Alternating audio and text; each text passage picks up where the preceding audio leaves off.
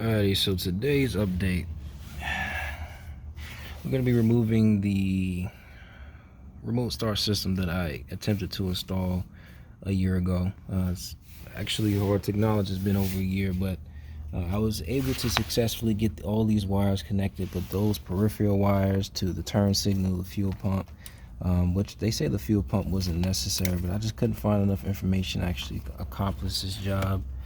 Got the ground, I got the handbrake wire, which I don't have, that's there. So I did most of it correct, but it was the fuel pump and the turn signals that what I had to do, and I couldn't figure it out. So but I did leverage the actually got some wire running to the back here, and then I got, well, I used to have it, but it got cut when the windshield was replaced. But anyhow, I wanted to get it installed so I could use the unlock and lock switch, because the stock fob for this vehicle got rusted out. The fob got water and it got rusted out, and this car unfortunately did not have the capability of using the OBD2 to program a new fob. So I had to go to the dealer. It was quite pricey. I'm actually more open up to it now, but at the time I wanted to do something aftermarket, and that's what I was able to do. But the remote start, which is something that was, to be honest, outside of my ability to do. And along with that, there was an immobilizer that you have to install, and you would need another key, and I only have one key for this vehicle. So it was a lot on the line to accomplish to get this remote start to work, and only the thing I was able to accomplish was the unlock and lock. So I will be taking it in here in a week or so. Actually, the appointment was today, but the installer got sick and whatnot. So yeah, I'll check back in when I take the car to get remote started here next week, and then we'll continue from there. But I'm gonna go ahead and just remove all of this stuff and make it all clear, so we'll get a good setup for them going forward. All right, so it's all uninstalled. You know, something that happened though, I created a closed loop, because when I cut it, the power, I assume, kind of bridged over to the trunk opening and the unlocking, but I'll just leave this in here for the meantime. But yeah, pretty much got this uninstalled, got this pretty much shit. I'm just gonna leave this so it'll be easier for that remote start to be installed. But yeah, that's what I got going on here.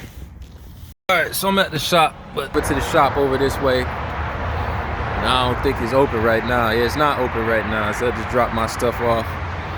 But yeah, this guy here, he has 5 stars. That's 5 stars, that's why I picked him. But yeah, dropped my key off of here and everything. So yeah, just shout him out. So yeah, look forward to having that, because again, I don't have the OEM fob for this vehicle. I don't have an additional key. We'll be going to the dealership for that.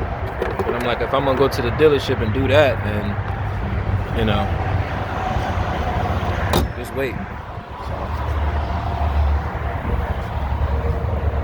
anyway, that's what I got going on today with this guy. Just make sure I have some video documentation of what everything looking like before. Got some wires down there, got some wires from my previous attempt of a remote start. Got a couple pieces missing, but hopefully they make it easy for the installer. So yeah, I look forward to, because I mean, like I said, if you don't have a remote start, man, it's, or a key fob or unlock and lock, that I don't like that. Only thing is worse is having the windows where you gotta spin it to go down. I ain't seen those in a long time.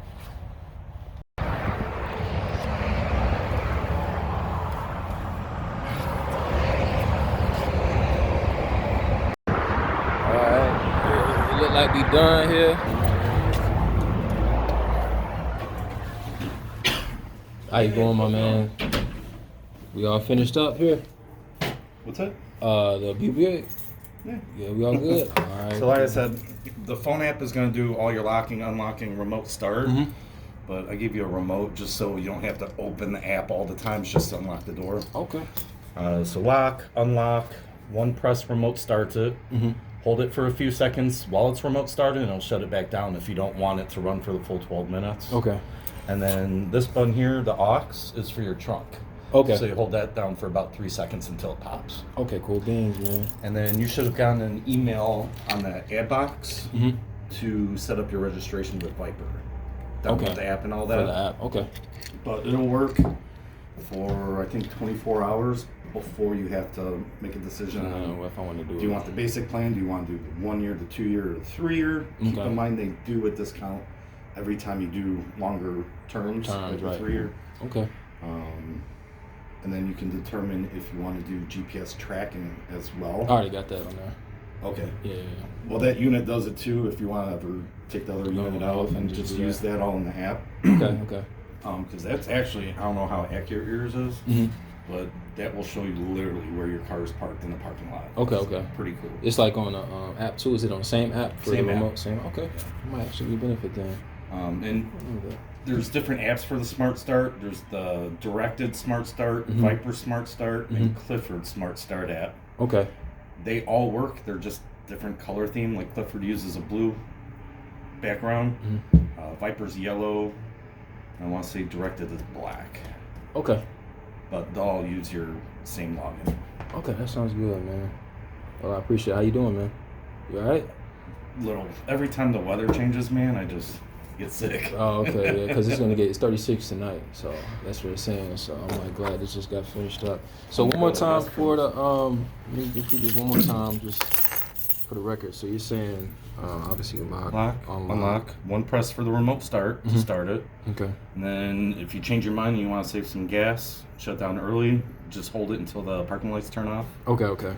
And then aux, hold for 3 seconds or until the truck pops. Okay. Cool beans, man. Well, and then on the app, it's just one press for everything. All right. Okay. I'm gonna put.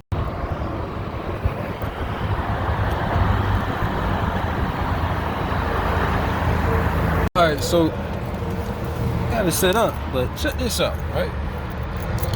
So you're supposed to just hit it one time.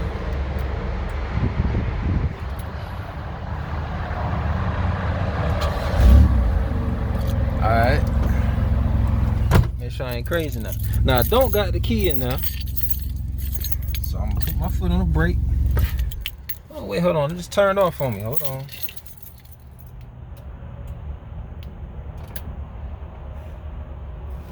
One more time. All right. Now I'm gonna put the key in there.